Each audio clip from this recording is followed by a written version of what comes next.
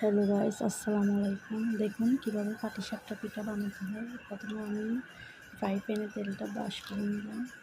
এবার তোমার কড়াইটা এবার আমি হাত দিয়ে নেড়ে দিচ্ছি।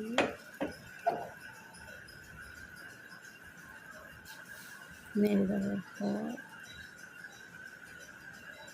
চুলার আঁচটা একদম মিডিয়ামে রেখে একটু অপেক্ষা করার পর এবার আমি দেখুন এবার আমি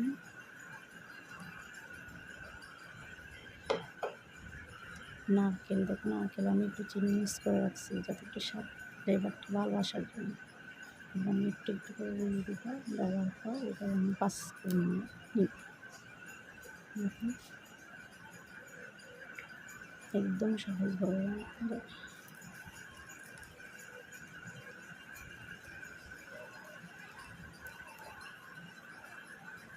দেখুন এবার আস্তে আস্তে এবার একটু করবো ভাজ করবো।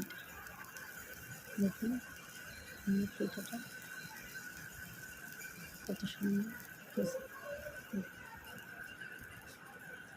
Thank you.